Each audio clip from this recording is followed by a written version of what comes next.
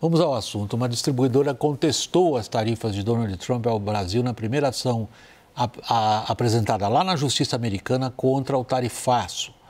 Não há sinal até aqui de qualquer tipo de acordo com os Estados Unidos sobre a aplicação dessas tarifas. O Planalto, aparentemente, pretende avançar em negociações envolvendo, aí no caso, os acordos entre Mercosul e União Europeia como uma espécie de contrapeso. Estou deixando um ponto de interrogação. Nós vamos examinar esse assunto depois da reportagem de Gabriela Prado. O presidente em exercício, Geraldo Alckmin, se reuniu com representantes do Parlamento Europeu ligados ao comércio exterior. A expectativa é que o acordo, anunciado em 2024, seja assinado até o fim deste ano. Além da resolução entre os dois blocos, o grupo discutiu medidas de cooperação comercial entre Brasil e a União Europeia. O Planalto aponta para a necessidade de garantir novos parceiros diante da incerteza da relação com os Estados Unidos devido ao tarifaço de Trump. Nas palavras do ministro da Fazenda, Fernando Haddad, o Brasil vai seguir na mesa de negociação, mesmo com a demora para uma resposta americana. Ao mesmo tempo, Haddad não descarta a possibilidade das tarifas serem aplicadas no dia 1º de agosto e diz que o governo prepara um plano de contingência para ajudar setores atingidos. O ministro, no entanto, não detalhou as medidas e nem os produtos afetados por elas. O governo também busca um outro caminho, a negociação direta com empresas americanas na tentativa de alinhar um discurso. Nesta segunda-feira, representantes das Big Techs foram ao Palácio do Planalto para discutir o tema. O tratamento dado pelo governo brasileiro a essas empresas foi uma das críticas presentes na carta em que Donald Trump anunciou as tarifas ao país. Entre as companhias representadas estão Google, Meta, Apple e Visa. Nós estamos em conversa com o governo americano pelos canais institucionais e de forma reservada. Em Washington, o secretário do Tesouro americano, Scott Bessent, disse na segunda-feira que a decisão para o aumento dos prazos para os acordos comerciais virá unicamente de Donald Trump. Bessent também destacou que os Estados Unidos não têm pressa para definir o futuro das tarifas, mesmo com o dia 1º de agosto se aproximando. Também nos Estados Unidos, uma empresa entrou na justiça contestando as taxas de Donald Trump ao Brasil. A ação, movida por uma distribuidora de suco de laranja, critica a medida, afirmando que o setor privado americano também sofrerá impactos negativos.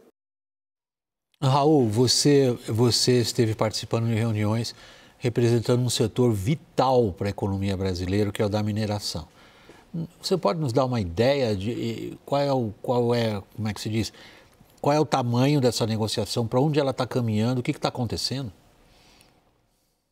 No caso do setor mineral brasileiro, o impacto nas exportações desse setor é de 3,5% a 4%. Isso das exportações. Agora, no caso do cluster, eu não vou falar agora só do que nós importamos de minerais dos Estados Unidos. Eu vou falar dos suprimentos, da tecnologia, de serviços, de equipamentos. Nesse caso, a importação dos Estados Unidos equivale a 20%. Então, se de um lado nós temos uma medida que é uma medida não é tão exponencial assim como, por exemplo, com a China, onde a gente exporta 70% dos nossos minerais, e só para lembrar, viu, William, 80% da nossa exportação vai para a Ásia e 70% dessa exportação vai para a China, especificamente, com destaque para o mineral ferro. Agora, 20% é uma preocupação muito maior do que 3,5% e 4%, por óbvio. Isso acrescentaria, por exemplo, algo como 1 bilhão e meio de dólares acima daquilo que nós já contratamos com os Estados Unidos. O que nos deixa bastante preocupados, William, com a possibilidade, evidentemente que o governo está colocando isso em última instância, mas o governo tem dito que poderá usar a lei da reciprocidade. Se a reciprocidade vier, ela vai ser muito complicada e difícil para o setor mineral brasileiro. Daniel. Ministro Raul Jungmann, uma das questões sensíveis ali entre Brasil e Estados Unidos é um diálogo sobre minerais críticos e sobre terras raras. O Brasil é um grande produtor desses minerais. Aí tem jogo Você acha que, seja pelo setor privado, seja pelo governo, dá para desenvolver alguma negociação com os Estados Unidos, olhando isso especificamente? Há coisa de 3 meses aproximadamente, o Gabriel Escobar, que é o encarregado de negócios dos Estados Unidos, já no governo Trump, esteve conosco lá no IBRAM, procurando estreitar parcerias. Aliás, ele repetia a mesma coisa que fez o governo Biden, só que o governo Biden pensava nos chamados minerais críticos estratégicos, dos quais as terras raras fazem parte, são elementos extremamente importantes. Ele estava preocupado não com o Biden, com que o Biden se preocupava, que era a transição para uma economia de baixo carbono. Eles estavam preocupados com tecnologia, inovação e defesa, mas a necessidade existe. O nosso problema é que nós, se de um lado temos grandes reservas de terra rara, nós somos o segundo, a maior reserva do mundo, só perdemos para a China, mas a nossa produção propriamente dita, ela ainda é bastante incipiente. E o tempo que leva uma mineradora realmente industrial, ou seja, com escala, ela pode ir de 8 a 10 até 12 anos. Então, isso não quer dizer que não possa ser objeto de uma negociação, não estou eliminando isso. Eu estou apenas dizendo que até aqui isso não se manifestou. Agora, sem sombra de dúvida, o Brasil tem minerais críticos e estratégicos para a segurança alimentar, para a questão da tecnologia e inovação, para a questão de defesa, para a questão da transição energética, com condições de abastecer grande parte do mundo. Mas, para isso, nós precisamos de uma política nacional que dê rumo para esses minerais críticos e estratégicos que o mundo inteiro demanda. Lorival, a gente ouviu agora há pouco na reportagem o vice-presidente, o ministro do MDIC, o Alckmin, dizendo o seguinte: estamos em negociações com o governo americano, mas não disse exatamente em que nível. Você conseguiu ler? Ele disse que são institucionais, né? E como a gente sabe que, pelo menos na semana passada, a embaixadora brasileira não conseguiu falar com o Departamento de Estado, né? Tentou e não foi atendida, dá a impressão de ser algo meio formal, assim, né? Talvez por escrito e tal. E negociações, você pode até colocar a sua primeira posição por escrito, né? Mas negociação de verdade é uma troca, né? Assim, e precisa ter uma certa interação, assim, mais pessoal e tal. O Trump, nesse momento, o governo Trump, né, melhor dizendo, está com negociações importantes, né, assim, terminar a negociação com a China, negociação com a União Europeia que está travada, o Japão o governo japonês agora está em minoria na Câmara e no Senado, foi derrotado ontem na eleição e era uma negociação que estava esperando essa eleição, Coreia do Sul, enfim, tem muitas negociações importantes andando, né?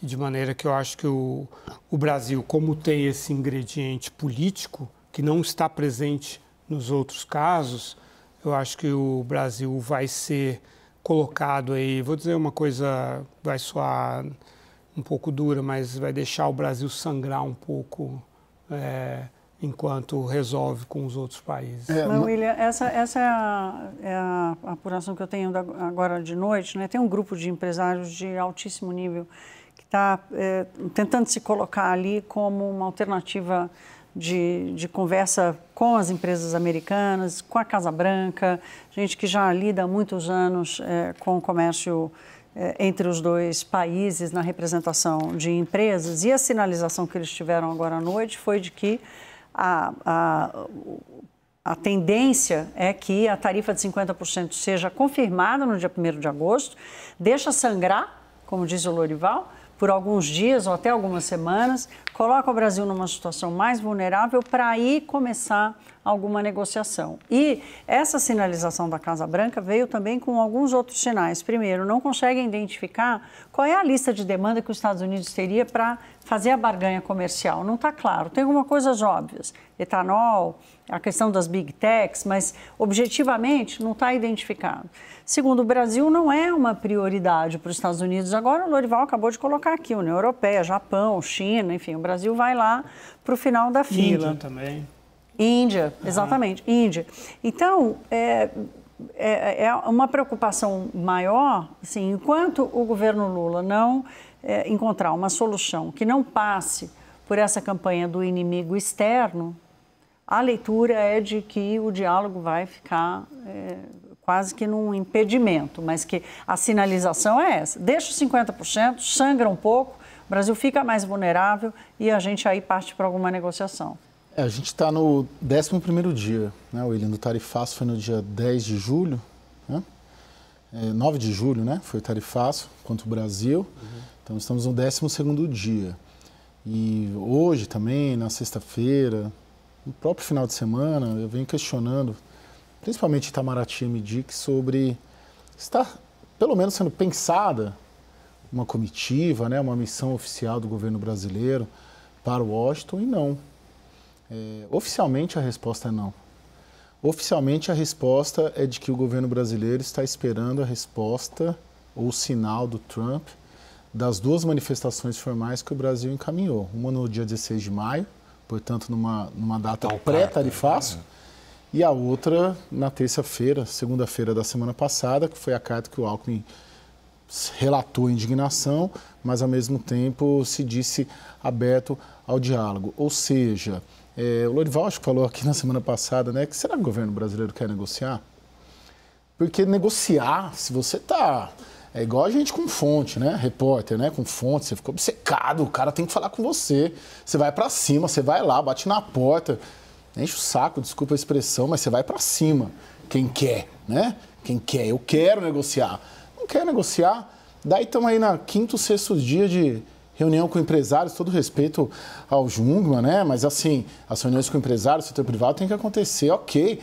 Mas você não tem um sinal para lá. Nenhum sinal. E nós somos a parte mais fraca. Né? É igual briga de adolescente, você não briga, eu não brigava pelo menos, né? Com o mais forte. Você está pedindo a palavra, Daniel? Deixa eu só complementar isso que o Caio está dizendo, porque eu também tenho feito o mesmo exercício, a mesma abordagem. Uma coisa que eu escuto muito aqui do governo brasileiro é: bom, vocês estão cobrando tanto que vá uma delegação ali, Alckmin, Mauro Vieira, ou segundo escalão, mas e se der com o nariz na porta ali dos gabinetes em Washington, vocês serão os primeiros a reclamarem e a mostrarem o fracasso da missão brasileira. Ué, mas são os nossos papéis, né? O papel da imprensa é esse, o papel do governo brasileiro é esse. É uma postura que contrasta com a postura adotada por uma comitiva de senadores que obviamente tem poderes limitados, mas é uma comitiva formada ali por 5, 6 senadores, entre eles a Tereza Cristina, ex-ministra da Agricultura, que já negociou muito com os Estados Unidos, e que está indo bater na porta de verdade, está mandando e-mail ali para o gabinete do Lindsey Graham, que é um senador republicano da Carolina do Sul, com influência na Casa Branca, e que é o artífice daquela história das tarifas secundárias, das tarifas da OTAN. Esse grupo está batendo na porta do Lindsey Graham, está mandando e-mail e está telefonando para o gabinete a fim de ter uma reunião. Se não der, foi lá e tentou. Acho que está faltando um pouco disso, desse engajamento e dessa proatividade do governo brasileiro. Raul, deixa eu usar a sua dupla personalidade aqui. Você foi ministro da Defesa. Você tratou de questões geopolíticas no sentido amplo. Você hoje está num setor de enorme importância geopolítica, tanto é que a questão de minerais e terras raras figurou em acordos entre o Trump e a Ucrânia. É uma arma importantíssima, eu ia dizer, obrigado, Lorival, é uma arma importantíssima da China em relação aos Estados Unidos no contencioso deles. E o Brasil está sendo empurrado por uma situação geopolítica do jeito que está hoje, na qual talvez, infelizmente, a gente vai acabar tendo que assumir um lado, que seria o da China. Do ponto de vista geopolítico, Raul Jungmann, como é que você vê essas negociações do Brasil e dos Estados Unidos caminhando em que direção? William, outro dia, um almirante da reserva, que está fazendo um trabalho, me fez um questionário perguntando se o BRICS poderia se transformar num acordo, numa liga, ou que nome você venha dar, de defesa. Eu não acho isso possível, né? porque é tão heterogêneo e não tem como você, por exemplo, juntar China e Índia dentro de um bloco de defesa. Eu não vejo como, por exemplo, você fazer isso.